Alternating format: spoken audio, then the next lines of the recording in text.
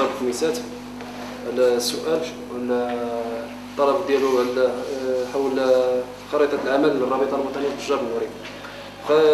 خريطة العمل واضحة، هي تأسيس قاعدة، أولا قاعدة عمل كتكون قوية واللي كتدافع أولا على كرامة التاجر، وكتدافع دائما حول التغطية الصحية والتأمين الشخصي والمشاكل الإكراهات اللي كنعانيو منها ديما هي مع الباعة الرصيف، دائما في المشاكل معهم، ديما شكايات للسلطة. هذا هو المشكل اللي حتى الساعة اللي لقينا. أما طريقة العمل واضحة، الأبواب ديالنا مفتوحة للجميع، وحنا أي واحد بغى يدخل ينخرط ولا يكون في الرابطة فالأبواب مفتوحة للجميع، الفئات العمرية كما بغات تكون. وشكرا. صلاحية مكتب الوطني للسلامة الصحية، قانون حماية المستهلك المنتجات الغذائية، 5 قوانين لا أعتقد أن أحد منا اطلع عليها ولو على سبيل الفضول. أيها الإخوة، إن المسؤولية في هذا الخلل لا تقتصر على التاجر المهني وحده، وإنما يتشاركها كل الفاعلين الآخرين حسب المسؤوليات، فهي تتوزع بين الغرف المهنية التي يحكمها العجز كونها لا تتوفر على الصلاحيات والصفة التقريرية في مجال اختصاصها، وبين الهيئات النقابية، الهيئات الجمعوية والنقابية التي تحكمها الرؤية الضيقة والأحادية في التسيير وضعف البحث عن المعلومة وإيصالها لأسباب إما معنوية أو مادية. أما الجزء الأكبر من المسؤولية فهو يقع على عاتق السلطات المحلية المتعاقبة والمنتخبون، كونهم جعلوا التاجر المهني يعيش في دوامة من المشاكل، لا يشعر بالاستقرار ولا الأمان ولا الثقة في الإدارة. أما المداخلة فلها شقين: مداخلة للسادة أعضاء الرابطة الوطنية، ومداخلة ثانية الحضور الكريم. مداخلتي فهي رسالة إلى السادة أعضاء الرابطة، وهي لا شك التالي: كنطلبوا من الإخوة ديال الرابطة يرسموا لنا واحد خارطة العمل في هذا السياق، ومع معرفة الإكراهات التي تواجه التاجر، وأن تكون له نقطة خاصة وهي خدمة التاجر، وليس كباقي بعض الأجهزة التي نراها في مجال تخدم بالتاجر. ونحن نطلب من الإخوة الأجهزة من الأجهزة الغيورة على هذا القطاع أن تعمل من أجل التاجر، لا أن تعمل بالتاجر. وكنسطر هذه الجملة والإخوة ربما، وكنتمنى من الإخوة ديال الرابطة على أنهم هناك مشاريع لا زالت تنتظرنا، لأن في المدن الأخرى كاين ناس اللي حصلوا كهيئات مهنية، حصلوا على تجزئات للتجار والمهنيين، لأنه التاجر والمهني مثله ومثل باقي الموظفين ديال المدينة. لأن شنو المدينة كنشوفوا تجزئات الموظفين ديال البريد ديال العمالة ديال الفلاحة، وكنتمنوا شي نهار تجي تشوفوا تجزئات ديال صحاب الجوانت. كنتمنى من الإخوة يسجلوا هذه النقطة. حنا المستخرجات دابا أحسن منا، كتاخذ مزيان، كاين واحد الحاجة كتخسر عليها شحال حاجة وكتربح حتى حاجة. إذا يجب أن نعرف كيف نلتفت إلى ذواتنا.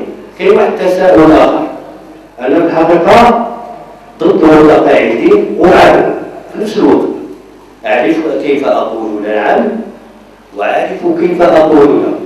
كاين واحد اللي تيقول لا وما عرفش كيفاش يقول لا، وكاين اللي كيقول نعم وما كيعرفش كيفاش يقول نعم. كاين المتقاعدين مثلا كيجدوا 300 فرانك و400 وكيدخلوا مثلا مع البيع والشراء، وما يتردد على صدايا خلال المجتمع.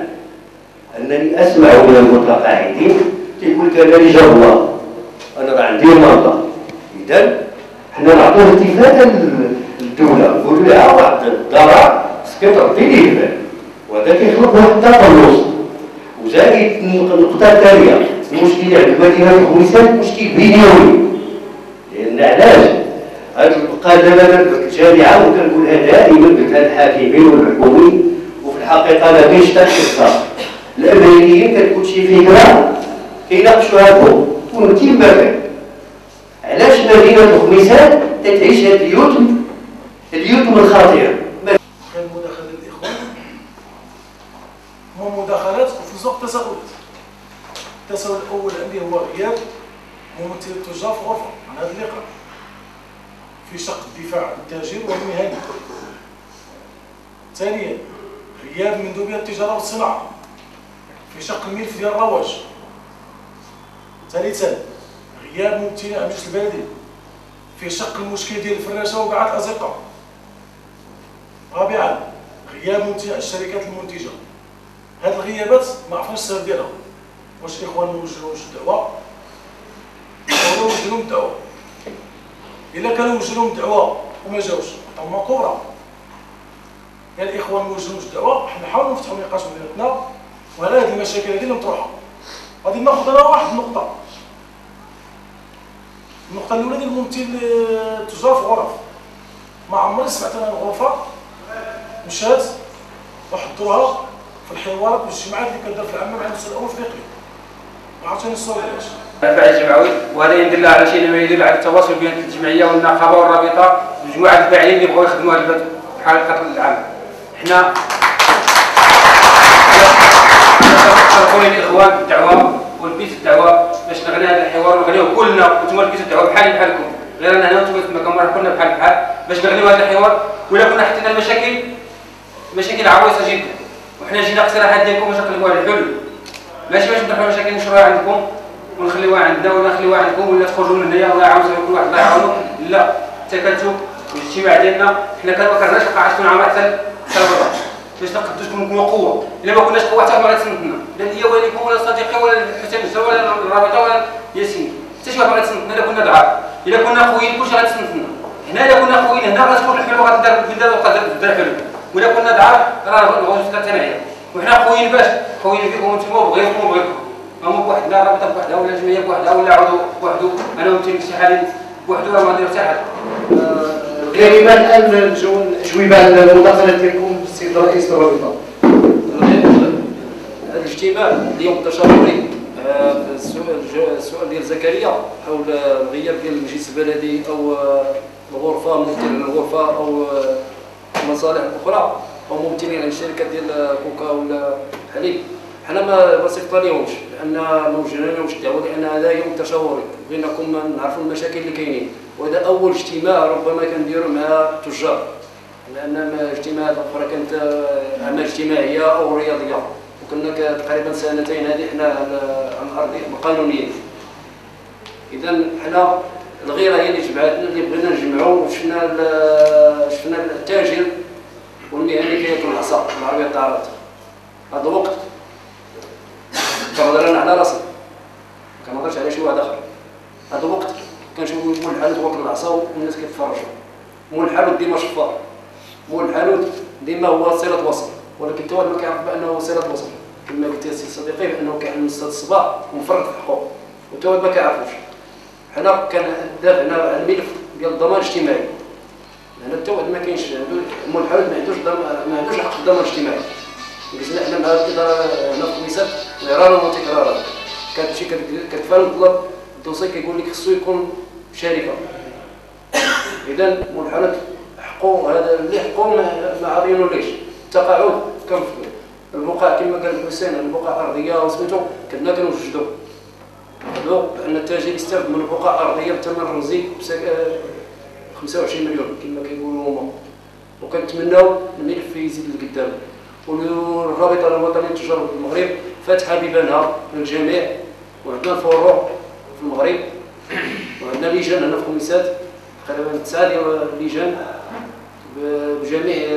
بجميع انواع او اصناف التجاره. وكنتمناو هذا النهار يكون ماشي اخر لقاء تشاوري، وهذه المشاكل ديالكم حنا حاطينها دابا وسجلناها وغادي ندرسوا.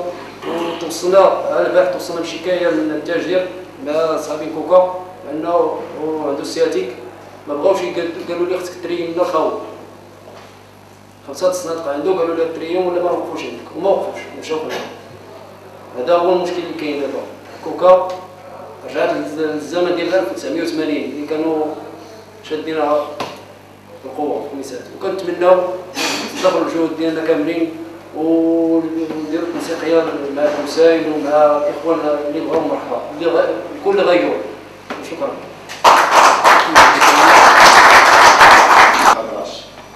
حنايا طلب منا باش نعطيو قاع موضوع واحد الاشاره ديال الرابطه قاع، ولكن ما تطلبش منا باش نديروا شي تدخل ولا شي حاجه، ولكن كان واحد اللقاء تشاوري ما بيني وبين سي رشيد على اساس انه هذا لقاء تشاوري يشوفوا كاع المشاكل اللي كاينه من خلال التشخيص ديال الوضعيه الاقتصاديه، وحنا راه الاشاره نفتحوا معاهم الحوار، اي حاجه بغاوها حنا مستعدين نديروها، اي تدخل ممكن نديروه معاهم.